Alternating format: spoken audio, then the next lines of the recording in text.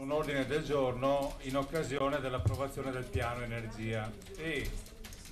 giustamente credo è stato valutato sia dagli uffici sia anche dall'assessore che non fosse pertinente quella collocazione, diciamo, del provvedimento di ordine del giorno, e quindi l'ho ritirato, l'ho trasformato in mozione, l'abbiamo sottoscritto con alcuni colleghi e presentato appunto per questa occasione. Il tema riguarda una autorizzazione di un impianto di stoccaggio di oli minerali GPL, giusto per capirsi, cioè gas petrolio liquefatto, in comune di Chioggia, precisamente in località Valdario.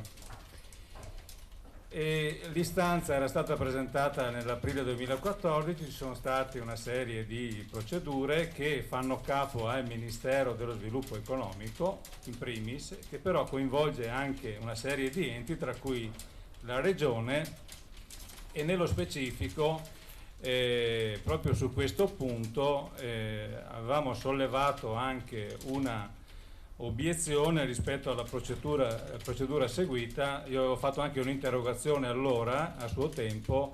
mi era stato risposto che siccome è competenza del Mise, la Regione, tutto quello che doveva fare ha fatto, e quindi la cosa sembrava chiusa lì. In realtà da alcuni elementi oggettivi, da alcuni documenti abbiamo capito che nella procedura ci sono delle questioni ancora da chiarire, insomma, e anche con la collega Baldin, che è di Chioggia, avevamo anche sollecitato appunto l'assessore ad approfondire la questione, e la mozione voleva avere anche questo significato, cioè quello di dire Giunta, guarda che su questa vicenda mancano dei pezzi, è opportuno entrare nel merito e raccogliere le informazioni necessarie. La carenza, diciamo così, istruttoria, in effetti era stata anche segnalata dalla stessa Regione, e cioè ci sono due aspetti che vengono citati nella mozione: i pareri che non sono stati presentati e quindi acquisiti, oppure in forma parziale, perché ci sono degli aspetti ancora da sistemare. Mi riferisco al parere della Commissione Salvaguardia per Venezia, che come sapete ha una competenza su tutto il territorio appunto lagunare, con Chioggia compresa, e che non ha prodotto il parere previsto. E poi anche la Capitaneria di Porto, che sì, ha dato un parere, ma in realtà lì c'è un problema sul quale mi risulta che anche in questi giorni, in queste ore, lo stesso Presidente Zaia si sta documentando, dove appunto non è chiaro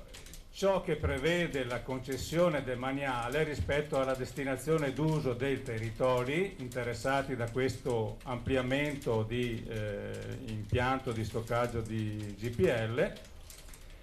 e rispetto al piano regolatore portuale, che a quanto pare prevede solo il buncheraggio. Allora, questi sono gli elementi che con la mozione noi vogliamo, insomma, sollevare e capire se ci sia modo di andare a chiarirli, e se in forza di questi chiarimenti non si possa dare anche una risposta chiara alla città, che su questa vicenda ha visto dei passaggi veloci, accelerati, non coinvolgendo la popolazione soprattutto, che è quella che di fronte all'impatto evidente, insomma, di questi impianti, se voi andate a Chioggia anche in questi giorni vedete questi enormi serbatoi ancora fuori terra che sarebbe previsto di interrare, e che appunto aumenterebbero la capacità di stoccaggio da 1350 metri cubi a 10.350 metri cubi, quindi una moltiplicazione volumetrica molto importante in un'area che è molto vicina all'abitato, in un'area che è prospiciente ai canali portuali, dove tra l'altro si sta riprendendo e sta prendendo corpo anche un'attività importante di tipo commerciale, ma non solo, anche di crocieristica minore. Quindi la domanda che poniamo alla Giunta è di fare chiarezza su questo punto, perché la espressione d'intesa fatta con la delibera 660 del 2015, dell'aprile 2015, sembra non abbia considerato questi aspetti che oggi vogliamo mettere all'attenzione